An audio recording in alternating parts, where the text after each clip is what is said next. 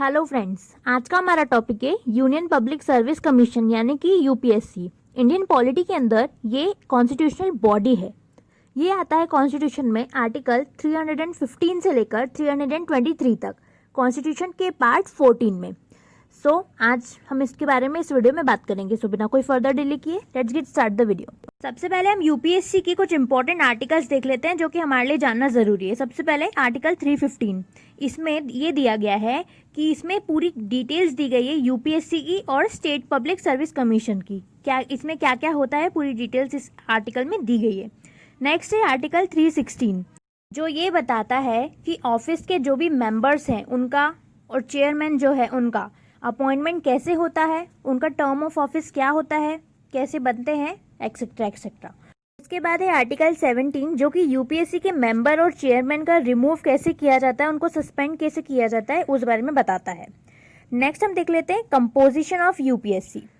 UPSC में एक chairman होता है और अदर मेंबर्स होते हैं जिनको प्रेसिडेंट अपॉइंट करते हैं। यूजुअली इसमें 9 से 11 मेंबर्स होते हैं चेयरमैन को मिलाकर। कोई क्वालिफिकेशन स्पेसिफाइड नहीं है इसमें मेंबर्स के लिए, बट 1/2 यानी कि 50% जो मेंबर्स हैं उन्हें एटलीस्ट 10 साल गवर्नमेंट के किसी भी ऑफिस में काम किया होना चाहिए।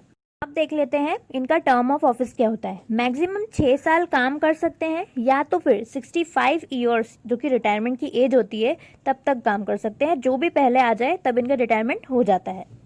अगर चेयरमैन की पोस्ट खाली हो जाती है तो प्रेसिडेंट किसी भी मेंबर को एक्टिंग चेयरमैन बना सकता है। एक्टिंग चेयरमैन नहीं होता है, उसकी जगह पे कुछ दिनों के लिए, कुछ टाइम के लिए काम करता है जब तक कि प्रेसिडेंट दूसरा चेयरमैन अपॉइंट ना कर ले। अब देख लेते हैं कि इनका रिमूवल कैसे होता है। कुछ ऐसी कंडीशंस होती है, वो कंडीशन के बारे में मैं आपको बताऊंगी जिनके कारण प्रेसिडेंट इनको रिमूव कर सकते हैं। पहली है कि अगर कोई सा भी मेंबर या तो फिर चेयरमैन बैंकरप्ट डिक्लेयर किया जाता है तो प्रेसिडेंट के पास पावर होती है कि वो इनको रिमूव कर सकते हैं। सेकंड है कि अगर चेयरमैन या तो फिर कोई और मेंबर यूपीएससी के अलावा, उनकी जो पोस्ट है उसके अलावा कहीं और पेड एम्प्लॉयड है, मतलब कि वो यूपीएससी की पोस्ट के अलावा भी साथ साथ में कहीं और भी काम कर रहे हैं, उस चीज़ के लिए सैलरी ले रहे हैं, तो प्रेसिडेंट इन्हें रिमूव उनकी पोस्ट से कर सकते हैं। थर्ड है अगर वो उनकी पोस्ट के लिए अनफिट है, यानी कि अगर उनको कोई प्रॉब्लम हो जाती है, मेंटली कोई प्रॉब्लम है या तो फिर वो अनफिट है उस पोस्ट पे रहने के लिए, तो प्रेसिडेंट इन्हें रिमूव कर सकते हैं। फोर्थ है अगर वो मिसबिहेव करें तो उन्हें रिमूव किया जा सकता है। वो भी कैसे होगा? कोर्ट में सबसे पहले इंक्वायरी की जाएगी कि वो उन्होंने ऐसा किया है। इंक्वायरी के थ्रू अगर वो गिल्टी पाए जाते हैं तो प्रेसिडेंट के पास पावर है कि वो उन्हें रिमूव कर सकते हैं। उसके पहले जब तक कि इंक्वायरी चलेगी, ड्यूरिंग इंक्वायरी प्रेसिडेंट के पास सिर्फ ये पावर होती है कि वो उन्हें सस्पेंड कर सकते हैं कुछ टाइम पीरियड के लिए। इसके बाद हम देख लेते हैं इंडिपेंडेंस ऑफ यूपीएससी। यूपीएससी की क्या इंडिपेंडेंस होती है, जिससे कि कोई उनके ऊपर दबाव ना बना पाए अपना काम कराने के लिए और वो अपना काम फ्रीली और इंडिपेंडेंटली कर सकें। सबसे पहली होती है कि उनका जो टेन्योर होता है वो सिक्योर्ड होता है, यानी कि उनका जो कार्यकाल है, उनका जो टाइम पीरियड है काम करने का, वो एक फिक्स्ड होता है। उसमें कोई छेड़खानी नहीं हो सकती है। उनको जितने टाइम तक काम दिया गया है, यानी कि या तो 6 साल तक का काम करने वाला टाइम पीरियड या तो फिर 65 ईयर्स जो भी पहले आ जाए उस समय तक के लिए उनका काम फिक्स्ड होता है। उनको कोई उनकी जॉब से रिमूव नहीं कर सकता जब तक कि वो किसी चीज़ में गिल्टी ना पाए जाए। सेकेंड है कंडीशन ऑफ सर्विस। उनकी जो सर्विस की कंडीशंस उनको पहले बताई गई है, यानी कि उनकी सैलरी, उनका अलाउंस, उनकी सारी सुख सुविधाएं जो भी उनको काम देने के पहले, अपॉइंट करने के पहले बताई गई थी, वो कोई भी कम या ज़्यादा नहीं कर सकता है जिससे कि कोई उनको उस चीज़ के लिए धमका कर अपना काम निकलवा ना सके। थर्ड है उनका जो रिटायरमेंट है उसके बाद वो कोई सा भी ऑफिस स्टेट का हो या सेंट्रल गवर्नमेंट का हो वो ज्वाइन नहीं कर सकते हैं।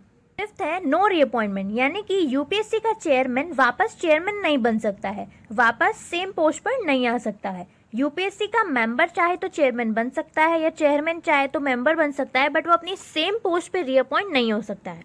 उसके बाद देख लेते हैं फंक्शंस ऑफ यूपीएससी, यानी कि यूपीएससी काम क्या करती है। ये तो हम सबको पता है कि यूपीएससी एग्जाम कंडक्ट करवाती है। पहला पॉइंट यही है कि यूपीएससी ऑल इंडिया सर्विसेज के एग्जाम कंडक्ट करवाती है। फॉर एग्जाम्पल पुलिस की jobs, forest jobs, administrative jobs और सेंट्रल सर्विसेज के एग्ज़ाम भी ये कंडक्ट करवाती है। और तो और ये यूनियन टेरिटरीज़ की पब्लिक सर्विस के लिए भी एग्ज़ाम कंडक्ट करवाती है। सेकंड पॉइंट है इफ़ दो या दो से ज़्यादा स्टेट्स यूपीएससी से रिक्वेस्ट करते हैं कि उन्हें जॉइंट रिक्रूटमेंट कंडक्ट करवाना है, तो उसके लिए भी यूपीएससी स्कीम या तो वे फ्रेम बनाती है कि एग्ज़ाम कैसे लेनी है, उसका क्या सिलेबस होगा, एक्सेट्रा। बस इसके लिए स्पेशल क्वालिफिकेशन लगता है, वो स्पेशल क्वालिफिकेशन में भी क्या क्या आएगा ये भी यूपीएससी तय करती है। थर्ड पॉइंट है, it serves all or any of need of a state on the request of the state governor and with the approval of president of the India। Fourth point है कि ये government of India को consult करती है। ये तो हम सबको पता है कि यूपीएससी एग्जाम कंडक्ट करवाती है, बट ये कंसल्टेंट का काम भी करती है गवर्नमेंट ऑफ इंडिया के लिए। ये किन की चीज़ों के लिए कंसल्ट करती है कि रिक्रूटमेंट कब निकालना है, कैसे निकालना है, सिविल पोस्ट के लिए, सिविल सर्विसेज के लिए। सेकंड है सिविल सर्विसेज की अपॉइंटमेंट्स के लिए, पोस्ट की अपॉइंटमेंट के लिए, प्रमोशन के लिए किसी के, या किसी को ट्रांसफ़र करना है एक सर्विस से दूसरी सर्विस में, इन सब के क्या प्रिंसिपल्स होंगे ये भी यूपीएससी डिसाइड करती है गवर्नमेंट के लिए। उसके बाद है ये डिसिप्लिनरी मैटर्स को भी हैंडल करती है जो भी पर्सन को या सिविल सर्वेंट को अफेक्ट कर रहा हो। फोर्थ है यूपीएससी एनुअली अपनी जो रिपोर्ट होती है वो प्रेसिडेंट को भेजती है, सबमिट करवाती है। तो ये था हमारा आज का वीडियो यूपीएससी के ऊपर। आपको मेरा ये वीडियो पसंद आया हो, समझ में आया हो। अगर आपको पसंद आया हो तो प्लीज़ मेरे वीडियो को लाइक कीजिए, और कोई डाउट हो तो please let me know in the comment section. इसी तरह एमपीपीएससी की और वीडियोस देखने के लिए प्लीज़ मेरे चैनल को सब्सक्राइब कीजिए। Thank you.